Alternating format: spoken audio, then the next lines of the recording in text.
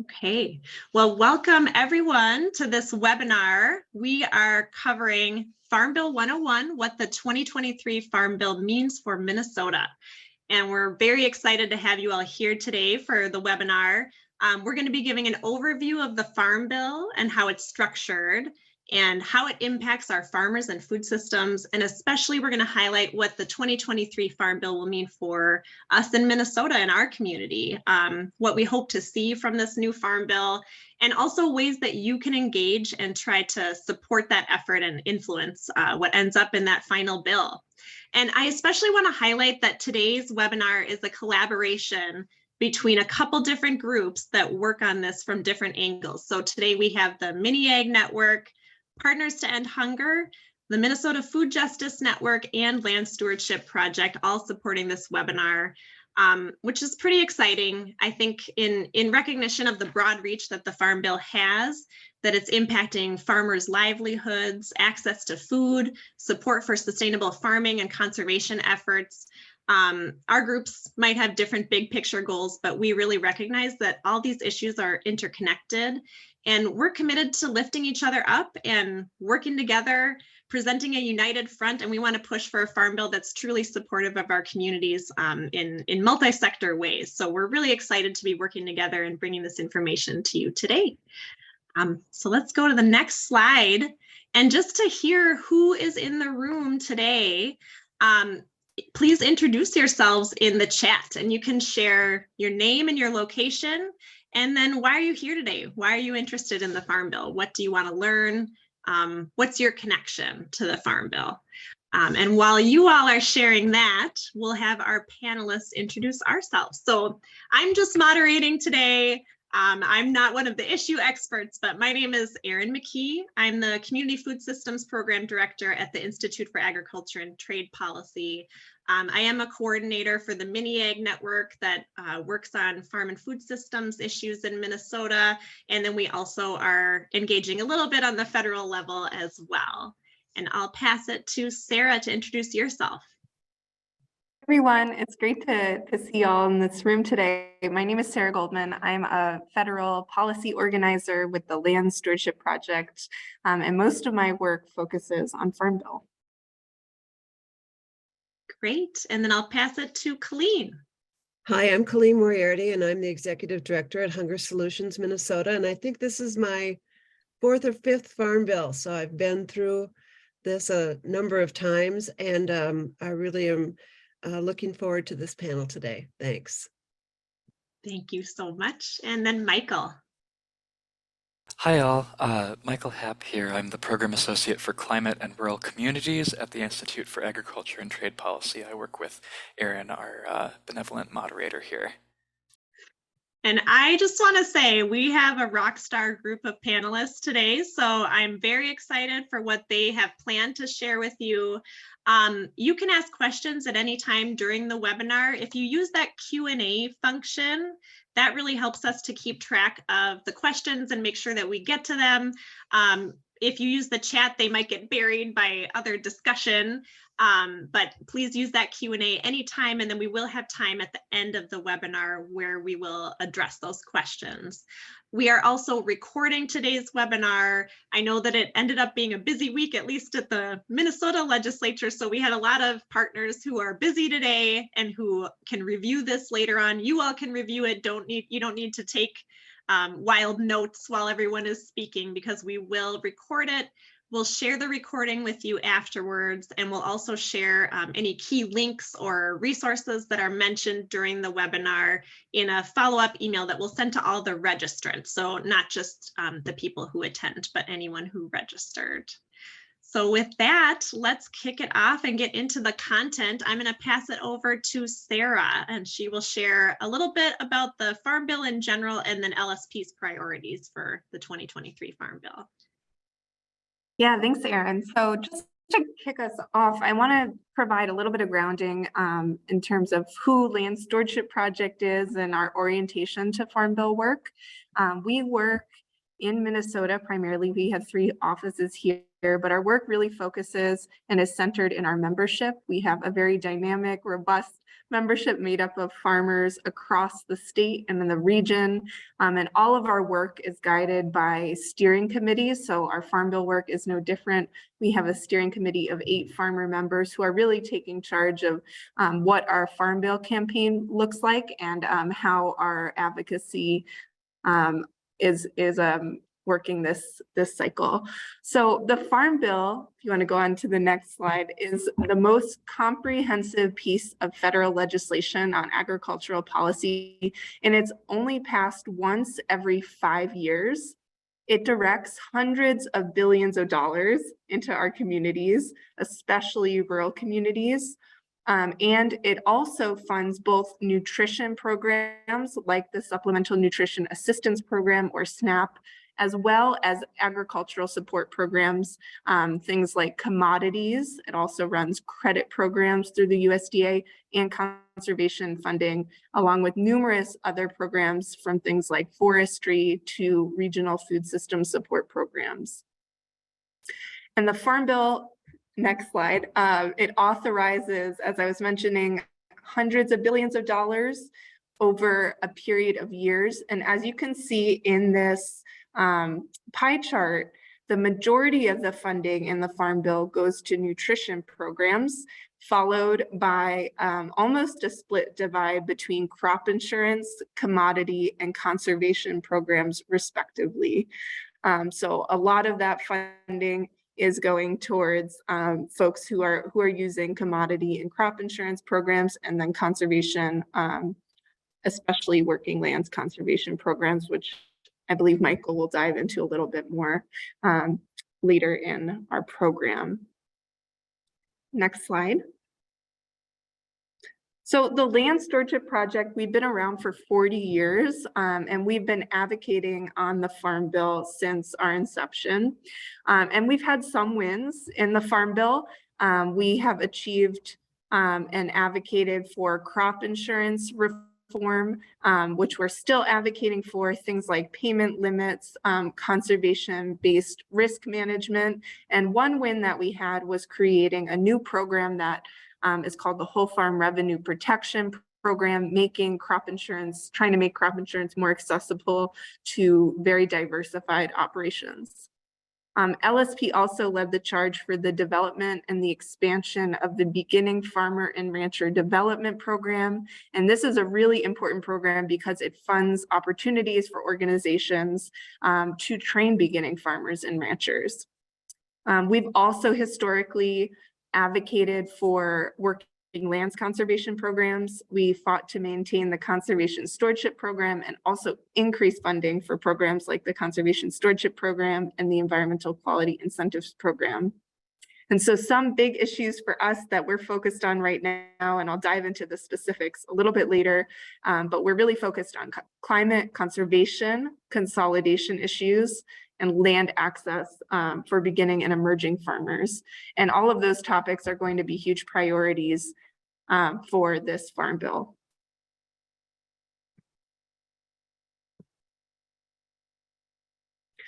So right now, we're in a period that I have started to call Farm Bill frenzy. We're really in the middle of the Farm Bill development process. Both the House and Senate have already held Farm Bill listening sessions in Congress and also out in districts. And they're still holding those hearings, but we're starting to see a flurry of activity and bills coming out of both chambers, the House and the Senate, that are really Farm Bill marker bills, meaning that these bills are intended to be rolled into the final Farm Bill package. Also, you probably have, if you've been following this process, you've probably seen a lot of organizations starting to publish their Farm Bill priorities with the hopes that those priorities will also turn into marker bills and be rolled into the comprehensive package that's called the Farm Bill. Once those marker bills, over the next few weeks and months, we'll see the continued introduction of marker bills. And after that, both chambers, both the House and the Senate, will start drafting their respective farm bills. So there will be two different versions of the Farm Bill in both the House Agriculture Committee and the Senate Agriculture Committee.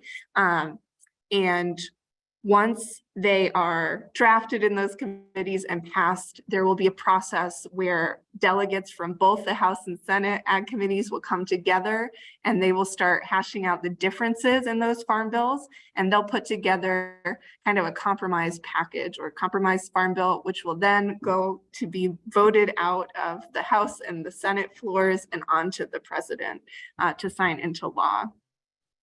So the current Farm Bill expires September 30th. So this whole process needs to be finished by the September 30th deadline, or Congress has to pass a continuing farm, so they have to continue the current Farm Bill. So some action has to be taken by September 30th, or else there are real ramifications and for programs that operate through the Farm Bill, and it will revert to a previous version of the Farm Bill that was passed a long time ago. So no one really wants that to happen. So we're expecting some action, either the entire new Farm Bill or a continuation of the current Farm Bill will pass by September 30th. Next slide. So I just want to mention here, we're really in the thick of Farm Bill development, so the writing of a new Farm Bill, but there is work on Farm Bill happening even outside of this 1.5 year period of a new Farm Bill development. So once a Farm Bill is passed, every year funding has to be appropriated for certain Farm Bill programs so that they can run on an annual basis.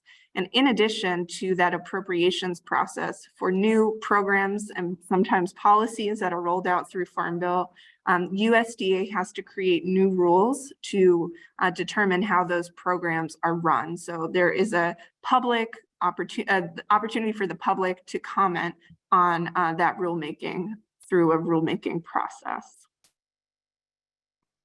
Next slide. This is very Minnesota specific, and I know we have some folks today who are calling in not from Minnesota, but I'll just focus here a little bit on the players in Minnesota who are really involved at the federal level in the development of the Farm Bill. So right now, the primary representatives and senators involved in this process are on the House and Senate Agriculture committees. And we in Minnesota have a lot of our reps and senators who serve in those committees. Both of our senators, Senator Smith and Senator Klobuchar, are on the Agriculture Committee. And in the House, we have Representative Angie Craig and Brad Finstad, who are also on the House Agriculture Committee. There are a few additional important Minnesota players that I'll mention briefly. Betty McCollum is on the House Appropriations Committee, so she plays a big role in that annual cycle to make sure that certain Farm Bill programs have funding. And then other representatives, for example, Ilhan Omar, who's in the Progressive Caucus, also have a role to play in changing the dynamics for Farm Bill negotiations. Next slide. And sorry, I can't see the questions if anyone is putting those in the chat, but I will address them in the Q&A portion of the agenda. So for the Land Stewardship Project, we went through a process to create our Farm Bill platform. And that process was based on information that we gathered through a survey that we launched in collaboration with the National Young Farmers Coalition and Midwest Farmers of Color Collective. We had over 700 farmers and food system workers from Minnesota, Iowa, and Wisconsin take the survey and provide feedback about how they currently interact with Farm Bill programs and also what they want to see out of the Farm Bill. And then we also held 8 Farm Bill listening sessions on different topics that the Farm Bill covers. So in going through this process of gathering information, it was about a 6 to 8 month period of just purely focused on making sure we heard from as many members and other constituents on Farm Bill as possible. We then pivoted to synthesizing that information and identifying what our priorities were for our Farm Bill work. So there were 5 topics that rose to the top as the most important to our members to address in this current Farm Bill cycle. So the first issue that we would like to see addressed in the Farm Bill is consolidation. So we know that consolidation on farms leads to consolidation for all food system businesses and the decline of vibrant rural communities. And these impacts extend to food system workers, they extend also to consumers, and the overall resiliency of our food supply. And as an example, nowhere is this consolidation more apparent over the past few years than in our meat, poultry, and dairy production and processing sector. So you'll see here a statistic from our survey. About 50% or more of our farmers who responded to our survey found that maintaining access, consistent access to slaughter facilities somewhat very or extremely difficult. So that's really telling in terms of the challenges that farmers are seeing regarding consolidation. So we're calling for restored competition to the marketplace. We want to make sure there's a level playing field for small farmers and ranchers. And we also want to see the Farm Bill break up monopolies and enforce antitrust laws. There are some more specifics, and I'll put the link to our full Farm Bill platform in terms of bills that we want to see passed in the Farm Bill that address this issue. But generally, these are what the ideas that we want to see move regarding consolidation. The second issue that we want to see addressed in the Farm Bill is conservation and climate.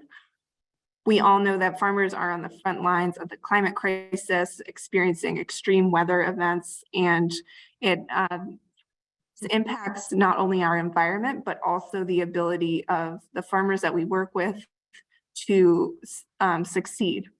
In the past 5 years, of those farmers who responded to our survey, 90% indicated that they've experienced more severe weather events, and 91% have experienced extreme temperature swings.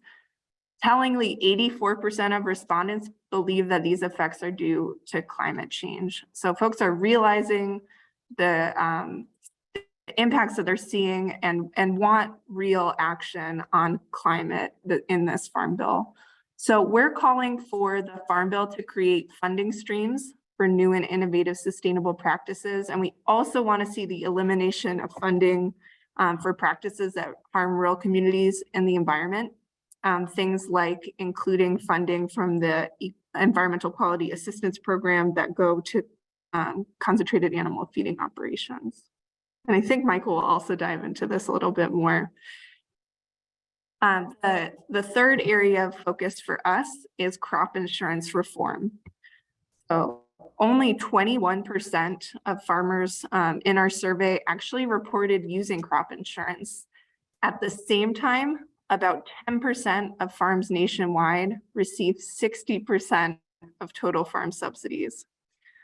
So we understand crop insurance is also driving farmers' land use and cropping decisions. And those decisions also often contribute to consolidation. So over the past 20 years, federally subsidized crop insurance has reduced risk. It's allowed the largest operations to expand, which also increases land access challenges for beginning farmers. So some things that LSP were advocating for are common sense limits to crop insurance premium subsidies for the largest operations, which would only impact a small percentage of farmers. And we also would like to see crop insurance tied to conservation practices. The fourth area that we're focused on, which is really enormously important to our work, are issues impacting young beginning Black, Indigenous, and people of color farmers. In our survey, over half of respondents found purchasing affordable land somewhat, very, or extremely difficult. In addition, of current farmers who've sought out loans to finance their farm or ranch business, 32% reported having been denied a loan. And the vast majority of those denied believe that they couldn't get financing because their loan officer didn't actually understand their farming practices or their business model. So there's a lot of work that needs to be done in terms of land access. Also, I just wanted to point out here that land access inequities in the ag sector generally are really stark. That showed up in our information gathering process as well. BIPOC survey respondents, of those who answered our survey, 60% were more likely to never have received communication from USDA about programs. So our ideas for Farm Bill reform related to this issue, to land access, are pretty robust, and I'd encourage you to check out our platform. And finally, I just want to mention the last pillar of our platform is building healthy community-based food systems. So as I mentioned at the beginning, the Farm Bill is also a major food security bill. Colleen will delve into this, and we understand how important it is and interconnected agriculture policy and nutrition programs are in facilitating access to fresh, healthy, and affordable, as well as culturally appropriate foods. In our Farm Bill survey, around 50% of farmers had trouble maintaining access to viable markets, and we see a lot of opportunity to connect nutrition programs with building regional food systems. So with that, I'll pass it off to Colleen to delve a little bit deeper into nutrition programs in the Farm Bill. Thanks, Sarah. Well, the Farm Bill is one part of my job that I always look forward to because it gives a real chance to highlight the fact that there is this more than collaborative partnership between agriculture and nutrition and hunger, anti-hunger. And the Farm Bill funding for anti-hunger really is the biggest funding source available for supporting food shelves, food banks, and a variety of other nutrition programs. It is essential to the anti-hunger organizations around the country. And there would really not be a Farm Bill if it wasn't for this partnership, because neither entity is able to really stand on their own. They needed each other to be able to get enough votes to make a Farm Bill work. So it's a partnership that works in both ways. And for a long time,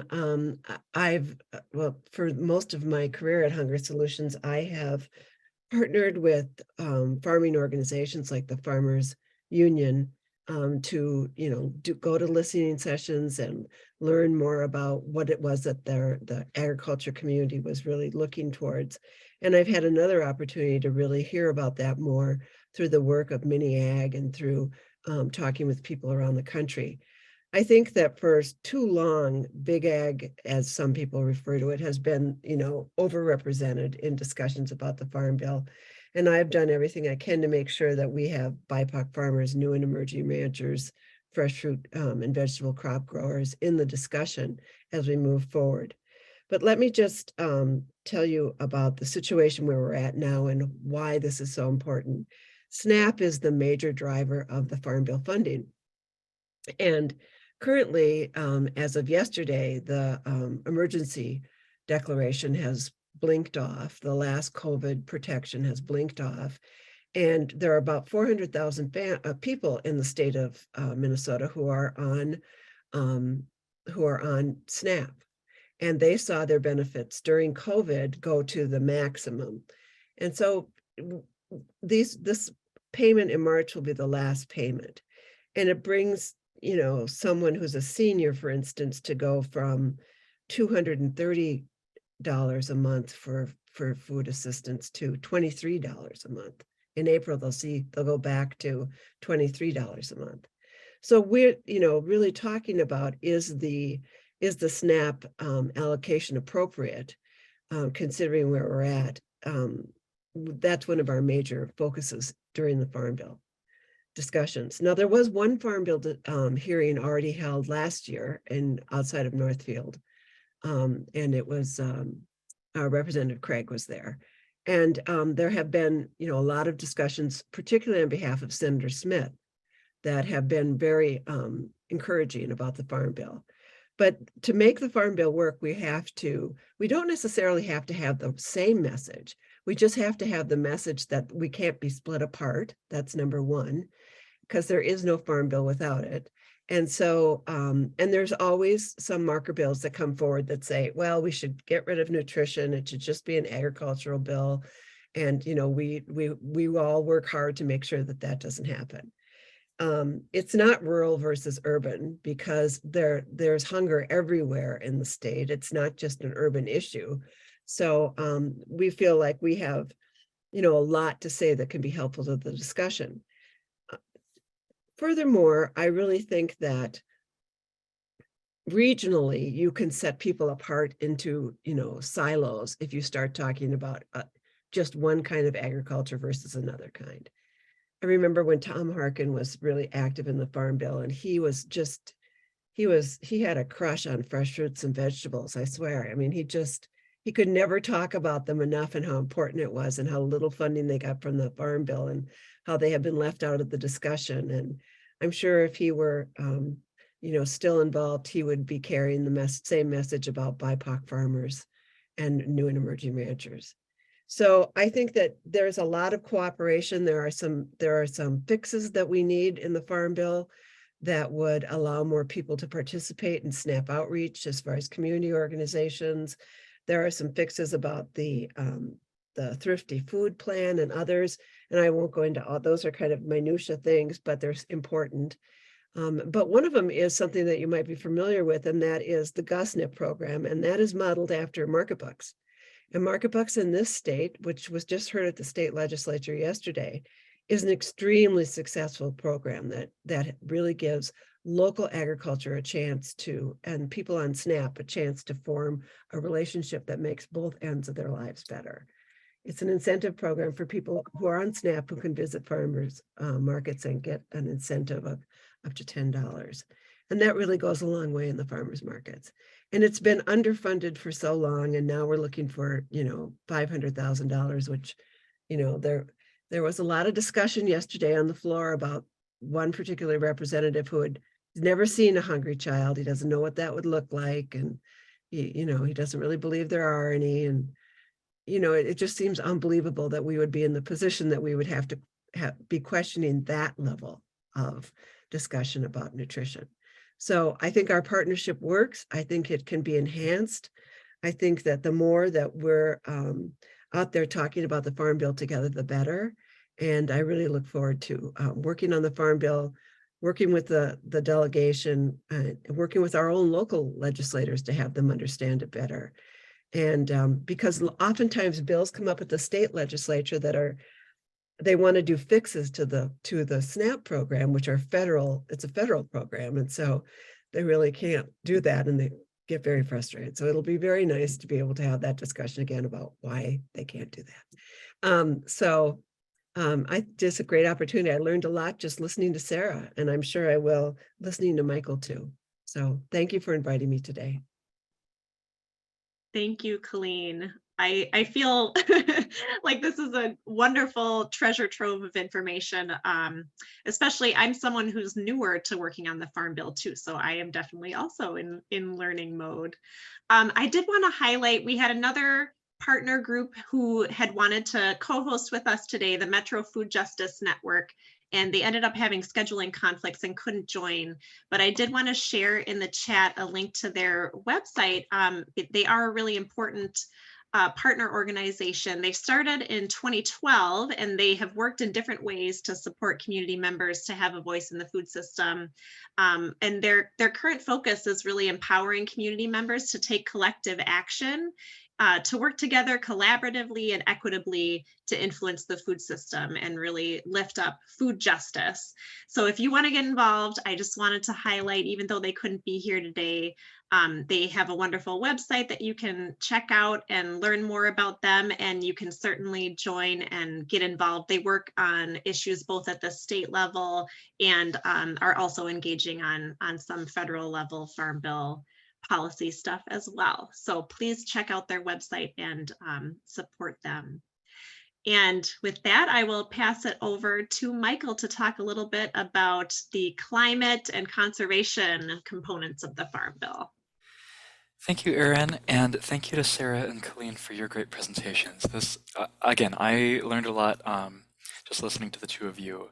So I'm going to talk a little bit about climate and conservation in the Farm Bill, and this is going to be kind of a continuation of some of the things that Sarah brought up in her presentation. So Sarah went through a little bit the different titles of the Farm Bill, and there are all these different titles, including commodities and conservation, which are two really big pie slices. And I was thinking today, as I was preparing for this presentation, like how many of these titles really do intersect with climate? And the answer is all of them, right? I'm going to focus on Title II, conservation, that $59 billion pie slice, but I'll mention a few of these before I do that. For example, commodities, that's going to be a lot of those direct subsidies toward corn and soybeans and wheat and oats and all these other crops that are designated as commodities. That does not include fruits and vegetables that are considered specialty crops, right? Like those apple orchards and pear trees that you might find in southeast Minnesota or all across the state are not included in that commodity program. A lot of what we know about climate and agriculture comes from Title VII research and extension. There are a lot of really interesting programs in there that kind of help further our understanding about what is a climate-friendly, climate-resilient, climate-smart practice. Energy is a really important title in regards to climate. There's a program called the Rural Energy for America program, which helps farmers develop on-farm energy with an emphasis on clean energy, so farmers are able to put in a wind turbine or install solar panels on farm, try and meet some of their energy needs on their own without relying on a power company or a utility. Another really important thing is credit. As Sarah mentioned, a lot of farmers have trouble accessing credit, and credit is very much tied to some of these other things like crop insurance, right? If you have a crop insurance policy and if you have land, those are two really important pieces of collateral for getting access to credit. And there are lots of other really smart people who have looked into this more about how those forms of collateral kind of keep the gulf between big farmers and small farmers wide. And again, there's so much more I could talk about here. Each one of these titles could be a webinar in themselves. And I recently learned there's a whole course at the University of Minnesota on the Farm Bill. And I wish I had gone there and taken that class. I feel like it would be really useful. So I'm going to talk mostly about the conservation title. Again, it's that $59 billion green pie slice that Sarah mentioned. And there are a couple of different types of programs within conservation. We've got working lands conservation programs like the Environmental Quality Incentives Program and the Conservation Stewardship Program, which we have some knowledge of here at IATP. And those are both programs where, let's say a farmer looks out at their field and they see, there's this area in their field where there's a lot of water going through, it's eroding a lot of soil. They look at that and they say, wow, wouldn't a grassed waterway be really nice, help keep some of that soil in place? The Environmental Quality Incentives Program helps pay for things like that. And then if a farmer uses an EQIP program and says, wow, I really want to apply this to the rest of my farm, that's where the Conservation Stewardship Program comes in, right? It's that whole farm program where you can tie practices like a grassed waterway in with other programs to achieve natural resource concern, such as improving water quality or improving soil health or wildlife habitat. So they can tie that grass waterway in with a riparian buffer, or there's a lot of good movement right now on agroforestry and silvopasturing, which I'll get to in a little in a bit. And then there are the other programs like land retirement and easement programs, the Conservation Reserve Program, and the Agricultural Conservation Easement Program. CRP is kind of intended for marginal lands that maybe shouldn't be farmed in the first place, but helping farmers get that additional income stream so they're not farming soil that's just going to be washed away, making sure that land that shouldn't be farmed isn't, while not disadvantaging farmers. So again, I'm going to talk a little bit about some of the things that EQIP and CSP can pay for that that have a direct climate impact. An example of a conservation practice that people view as a kind of a gateway practice is cover crops, right? They're a low-cost conservation practice. Most farmers know what they are. Their neighbor might be doing something with cover crops. EQIP and CSP both help them pay for cover crops. A huge kind of practice change that can have big climate impacts is alternative manure management, right? A lot of methane emissions comes from liquid manure, and a lot of really large scale, as Sarah mentioned, confined animal feeding operations. In order to manage manure, a lot of those large scale operations mix dry manure with water and keep them in these large lagoons, and those are huge sources of methane emissions. So if you enroll in a conservation stewardship program contract, you can maybe transition over to a more pasture-based system where the manure is being distributed more over the landscape, and it's not as concentrated. It can help return nutrients to the soil in a more natural way. Again, these programs can help pay for buffers and wetlands and silvopasture and agroforestry, as well as crop rotations that reduce the need for synthetic fertilizer, including practices and bundles that are targeted at organic farmers. And one interesting tie-in with the state is that the state of Minnesota has the state water quality certification program. And that can, if a farmer is enrolled in that program, that can help them rank higher for conservation stewardship program contracts. So looking at numbers for Minnesota, in 2022, about $24.5 million went out to farmers for conservation stewardship program contracts. That was a total of about 241 contracts, an average of about $101,000 per contract. And then about $30 million went out to Minnesota farmers through EQIP, and that was 903 different contracts with an average of about $33,000 per contract. So those look like big numbers, a lot of money going out to rural communities in Minnesota. But here's a map of states across the country comparing how many, what percentage of farmers who apply to the conservation stewardship program are being connected with those contracts.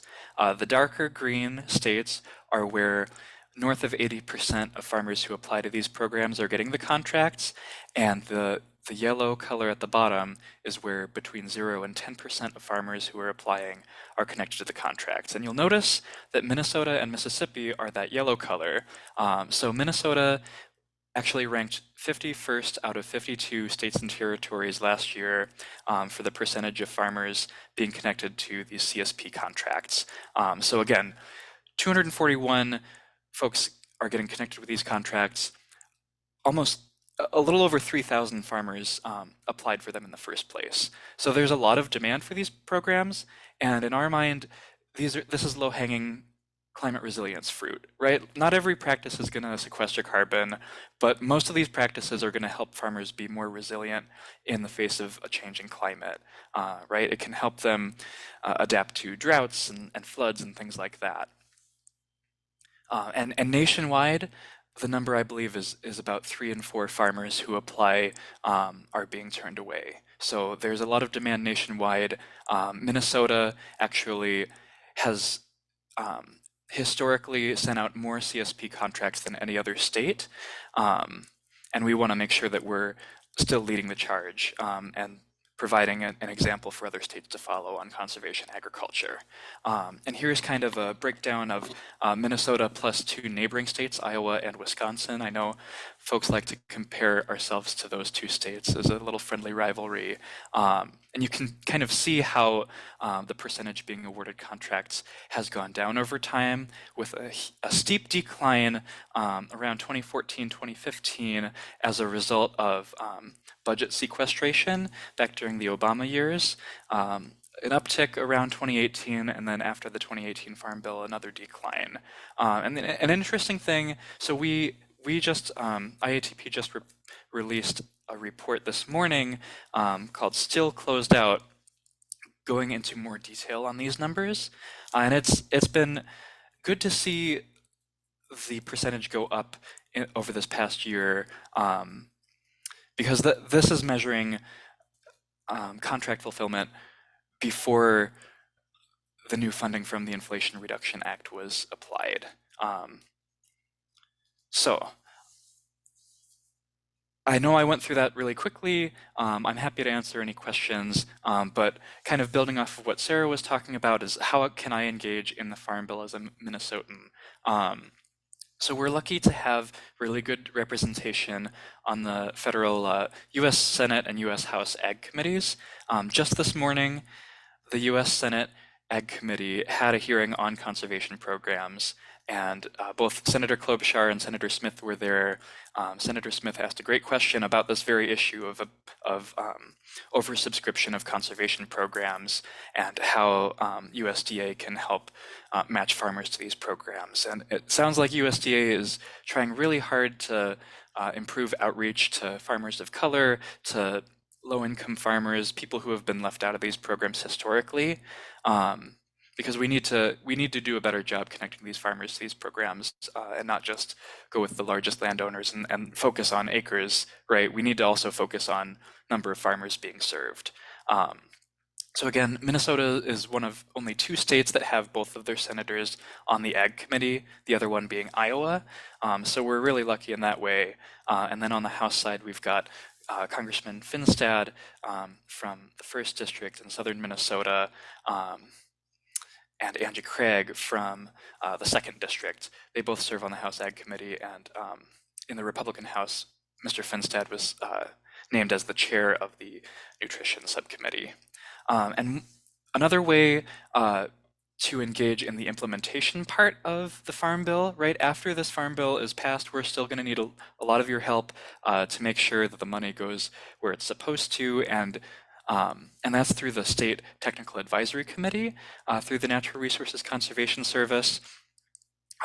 There's a state committee, and there are also local county committees, and these folks kind of help develop what are our natural resource priority concerns throughout the state. Should it be water quality? What watersheds should we prioritize? What kinds of practices?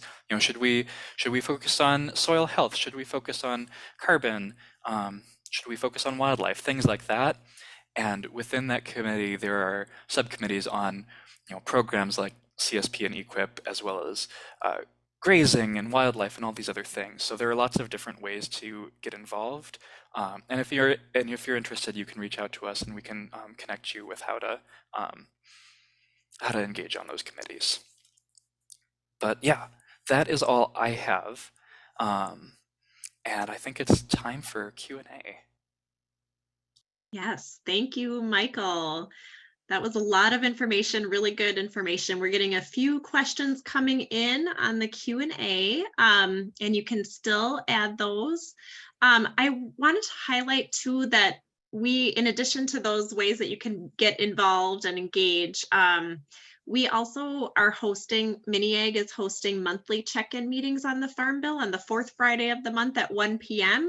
I'm going to share the registration link in the chat. So if you want to get those like timely updates on what's going on, and we'll highlight ways you can engage there as well. So I'll just share that in the chat, and you can feel free to register. But otherwise, I can look at the questions that have been coming in so far. So one big picture question that I think maybe could go to Michael, but probably a lot of you could address this, was how can we work on the Farm Bill without getting opposition? Is there a conflict between what the environmental advocates are looking for and what farmers are looking for? Is there some disagreement in what the asks are for those two groups in the Farm Bill? And maybe I'll ask Michael first, or maybe Sarah, I think you might also have thoughts about that. Sarah, I don't know if you have, since you are a more grassroots farmer-led group, maybe you could shed some light on, differences in opinions between different types of farmers, and then I'd be happy to fill in with other national level debates. Yeah, I think I have two things that I can contribute to that question. I do want to pause first. I did see in the chat there was some confusion around who on the House side is on the Agriculture Committee, and my slides were a little bit out of date. The two representatives that Michael had mentioned, Brad Finstad and Angie Craig, are currently on the House Ag Committee. Michelle Fishbach is no longer on that committee, but was previously. So thanks for pointing that out and that catching that. I think Rachel chimed in to clarify.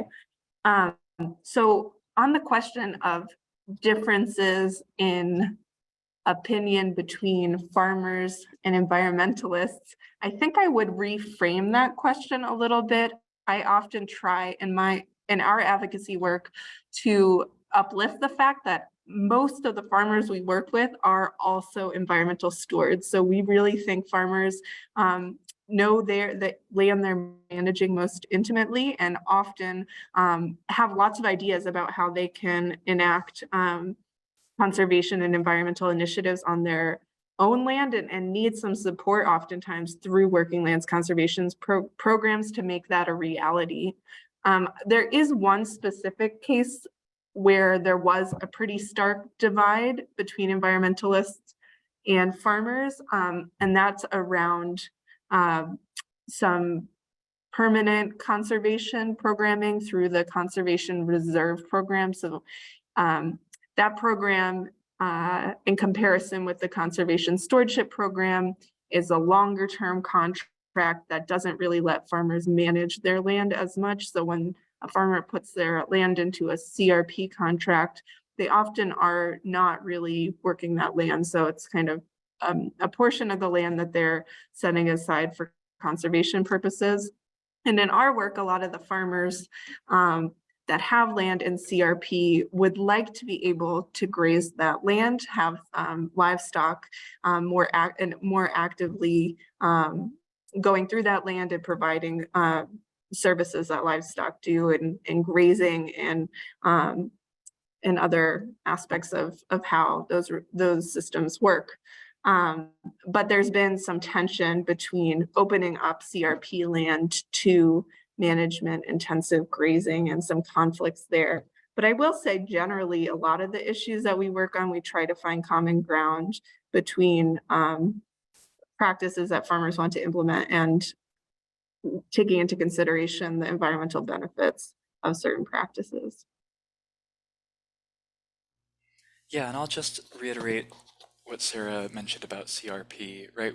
One of IATP's priorities is moving agriculture to a more agroecological model, right? How can we make our agriculture system work in symbiosis with nature, right? Resemble the natural systems as much as possible. And just, we know that before European colonization, bison grazed prairie areas across North America. And having land set aside without grazing is not necessarily a natural system, right? There are definitely conservation benefits to it,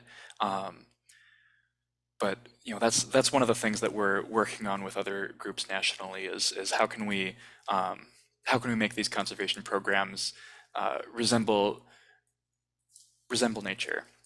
And another thing that is kind of a big national fight is around crop insurance. And Sarah mentioned land stewardship project's position on tying conservation to crop insurance. We agree with that as well here at IATP, is that, risk looks different in the face of climate change. And in order to get these direct federal subsidies, we think that there should be some commitment on the landowner or the farmer to make sure they're doing best practices for land management, and they're not, engaging in what we consider to be risky agricultural practices. So definitely that's a big fight in this farm bill. And I forgot to mention that the U.S. Senate Ag Committee has a call for proposals out right now with a deadline of March 17th. So basically, if you have any ideas for what to be included in the Farm Bill, or just any bills that you support and you want to submit those, going to the Senate Ag Committee website and submitting those comments would be really helpful. And I know IATP is planning to do that. They say they're looking for ideas with legislative text attached to them, so that could include bills that are already introduced. But even if you don't have strict legislative text and you have just general ideas, that I think that could be helpful as well. And definitely engaging with Senator Smith and Senator Klobuchar where you can. They can be helpful allies in that process as well. Thank you for that. Colleen, that kind of reminded me of a similar question that I hear that comes up sometimes about potential tension between anti-hunger efforts and efforts to support farmers. And I was wondering if you hear that in your work, and how you respond to that, if you see that as a tension point, or how you might respond to those types of questions. Oh, let me see, you're still muted. Off while my dog was barking, which is a common thing for me. Anyway, when I hear discussions from more conservative members of Congress, I hear the raising the banner of we should separate them. As I said before, we should not have so much support for nutrition within the title. It's overrepresented. But when I talk with members of the agriculture community and others, they never say that. They say it's a good partnership. It serves us all well. We're totally supportive of nutrition programs. I mean, I think that we're all involved in the same business, and that is the business of growing and distributing healthy food to people throughout communities. And I really don't. So I don't hear that from people who are really involved as much as I hear that from people who are just kind of trying to create a fuss, maybe. But that's not a very succinct answer, but that's my answer. That's the reality you see. I think that's good to keep in mind. It's kind of a straw man argument. I would agree. Right. So we had one question about what we think is realistic to get passed, considering the political climate right now, versus what we hope to get passed. And I wonder if maybe Sarah, do you have some thoughts about that? That is $1 million question. What is actually going to be in the Farm Bill? I will say, in the work that I do, I really believe that policy is a reflection of grassroots movement. So whatever we want to see, we need to push for together. And it may seem right now like that things are infeasible in this current political environment, but I do think there is a path forward for things that we think are difficult if we band together and work together and show that these issues need to be addressed. So with that said, there are a few issues that I think will be addressed in this Farm Bill. I think there's bipartisan movement on consolidation issues. So I would expect something new addressing consolidation will be in the Farm Bill. And the other issue that I do think will be addressed in some form is a focus on climate. So there are some dynamics at play around climate. The Inflation Reduction Act was recently passed that was had a lot of funding for climate and a lot of specific tweaks to programming, and I think that could impact conversations around climate and programming in the Farm Bill. There's also an enormous rally happening next week in Washington, D.C. with about 1,000 farmers coming in from across the country, including a dozen from Minnesota, calling for action on climate. And I do think that event will have some influence in the conversations over the next few weeks about what should be prioritized in the Farm Bill. So those are two areas that I think will come up, and there will be action. What that action looks like and how progressive it is, we have yet to kind of be able to tell.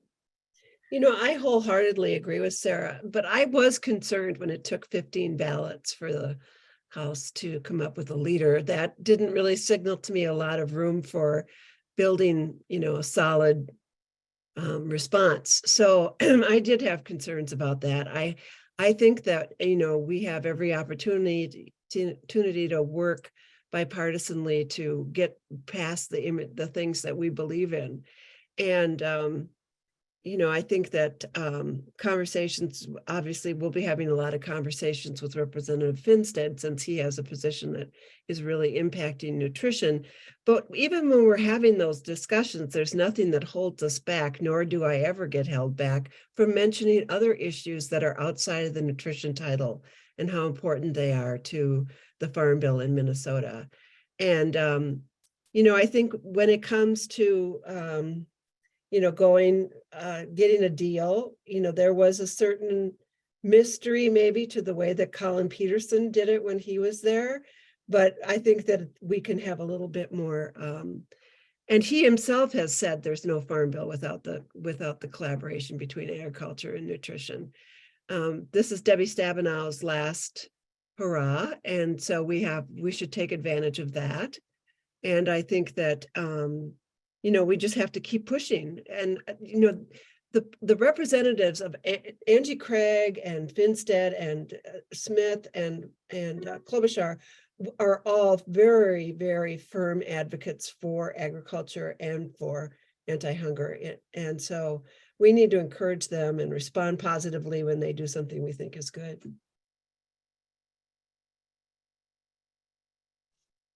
That's great. Thank you. Michael, we had a couple questions where people were asking why Minnesota has such low rates of funding compared to other states. I wonder if you could speak to that.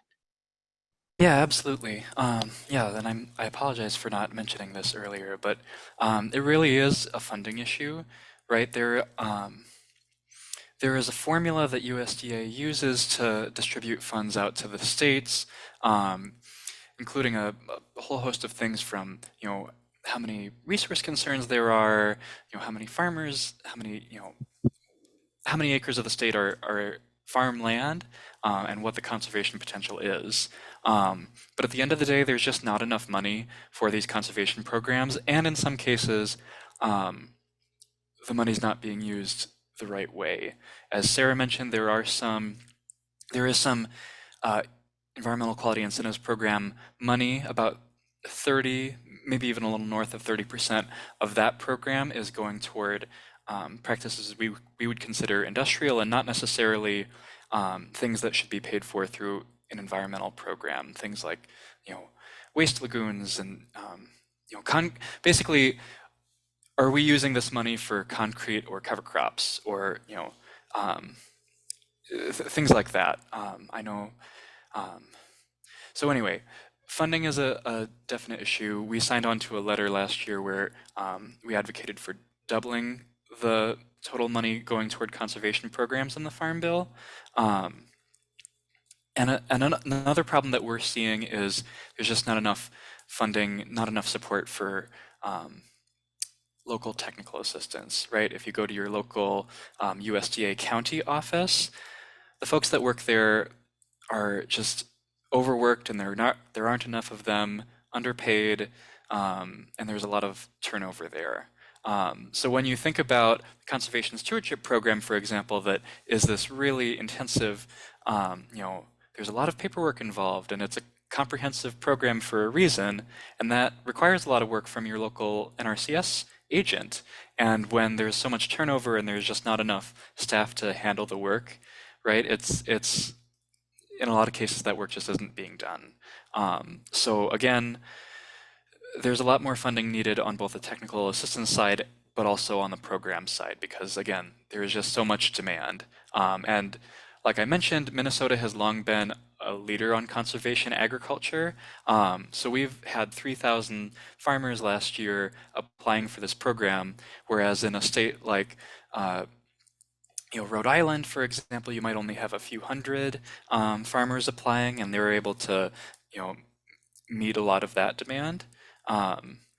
So I think, yeah, we need to consider that as well. Thank you.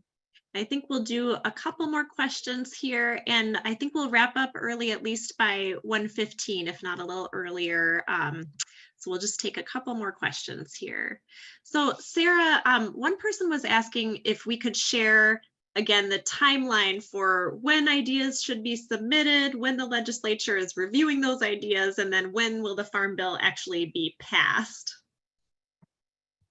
Yeah, and Michael can jump in if I may have some specific questions, but right now it looks like the Senate's moving first. So they have an open call for ideas from advocates and stakeholders. They also have an internal deadline for marker bills, which I believe is the end of this month, as it's the 1st of March. So they're moving and getting their proposals into legislative language and trying to hear feedback from advocates. The House is also moving, getting marker bills together. Their deadline is not as firm, but we're in the stage of like pens to paper right now. People are writing bills to get their ideas submitted and have some text to refer to. That process is going to be happening with marker bills over the next month, probably over the next month or two.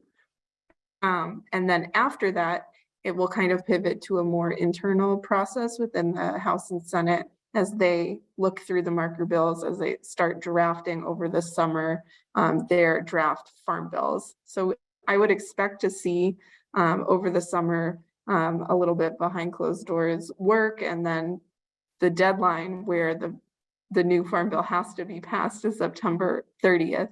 That is the official deadline, though. In previous cycles, they have extended current farm bills so that they could get done in time. And from what we've been hearing, that likely will be the case and is often the case. So, the final version of the new farm bill may not actually be passed by September 30th, but some action has to be taken. And we'd expect that it would be passed either by the end of 2023 or early 2024. So that's kind of generally the process. As most things happen in Congress, things change at the last minute, and sometimes what seems to be firm deadlines often shift as we get closer to them. So that's kind of what we're seeing right now, but it isn't necessarily how it's going to stay.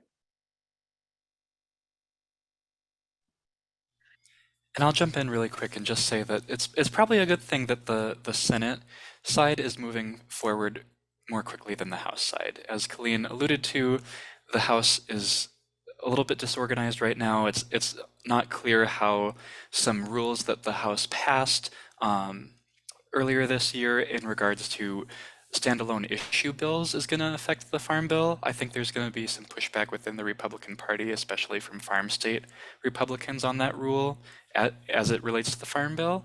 But for the priorities that we've mentioned today, the Senate side is going to be a lot stronger champion on a lot of these things. So yeah, as Sarah mentioned, getting those ideas in marker bill form by the end of the month is going to be a huge boost on the timeline.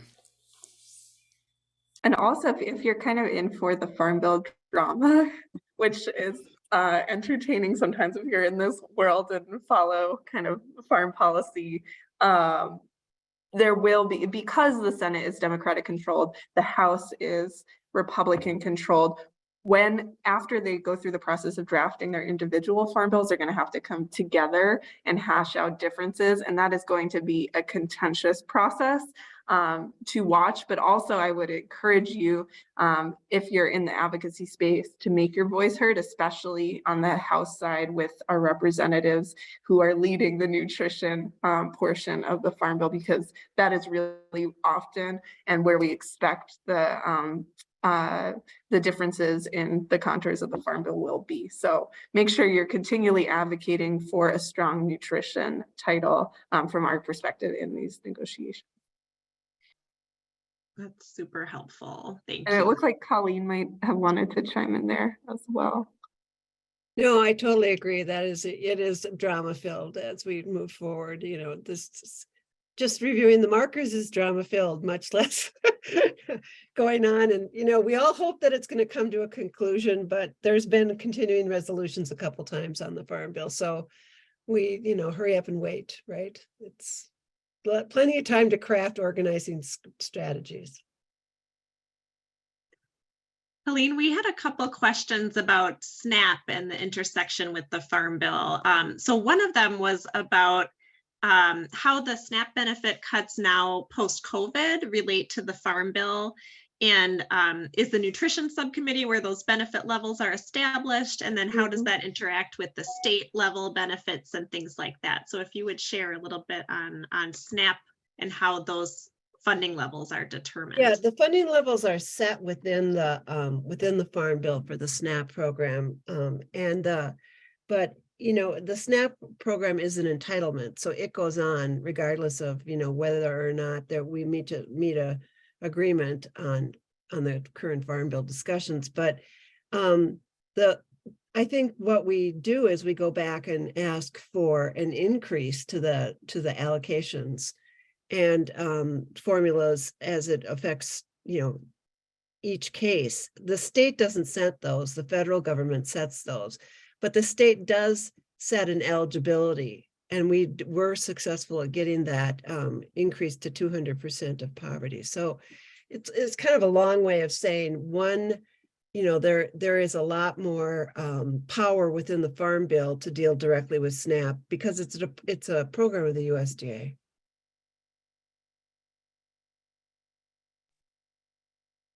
Great, thank you. And I think we'll do two more questions. So one, I think maybe this is good for Michael, is whether there might be a chance to fully fund the organic program, since that's so important. And then kind of a maybe related question is how the Farm Bill will impact like farmland ownership, specifically by institutional entities like investment funds, endowments, and pension funds. So how those land issues might be impacted by this round of the Farm Bill. Yeah, so I'll start with the organic question. Again, I'm not an expert on the different organic programs. I've heard from organic producers and organic serving groups that the supports that do exist, while helpful, just aren't enough, right? There's that, if you're a transitioning farmer from conventional to organic, there's this period of time where you're not getting prices of, you know, what you would be getting if your product was organic. You're still getting the conventional price while still, you know, possibly having a reduced yield. And that's really, really difficult transition for a lot of folks and a barrier to people transitioning to organic. I don't know as far as fully funding the organic transition program. I don't know that I have enough information to answer that. I do know that a lot of the organic focused practices through the Conservation Stewardship program are really popular, and there are a lot of strong champions in Congress, like Congresswoman Shelley Pingree of Maine, and we have now Senator Peter Welch from Vermont, who has a lot of organic farmers in his district, as well as the California delegation. They've historically been really strong on this. But yeah, I can't see the future. We're gonna try and strengthen it, and I know a lot of national groups will be as well. Great, thank you. And I think we'll have one final big picture question. So we did have a question for all of you about what your #1 policy goal would be for this round of the Farm Bill. If you can summarize that, I know it's a little tricky, but Sarah, why don't we hear from you first?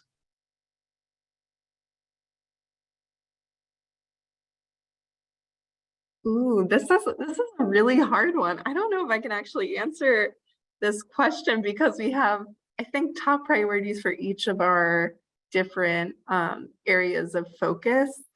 I will say right now, the two areas that I'm have been working a lot on and I'm really passionate about are some language and bills moving around land access for beginning farmers. I know it's a huge priority for Tina Smith especially, and I see a huge bright spot and some possibilities that there's going to be some really substantial land access programs that are developed through this farm bill. So I guess that's where I'll end for now. And crop insurance, I do think we have an opportunity to change the narrative at least and think about new ways to make sure folks have access to that program who've historically been left out.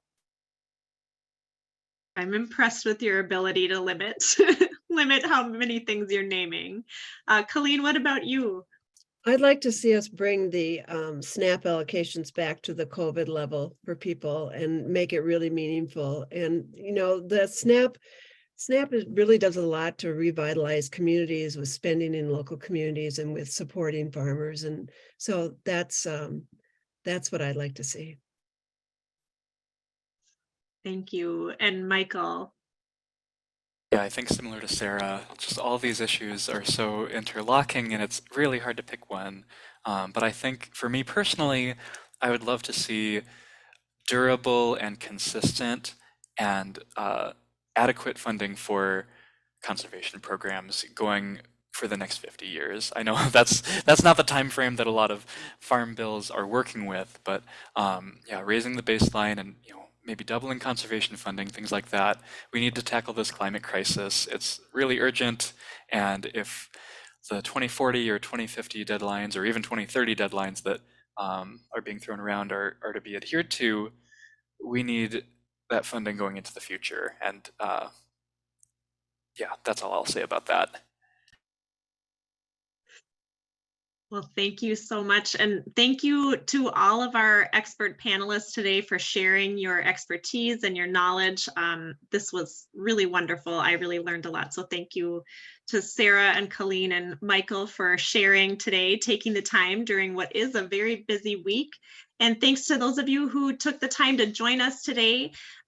We did record this webinar, so we will share that recording out with all the people who registered, as well as we have a list of resources that have been suggested by different partners. So we'll include those in our follow-up email as well.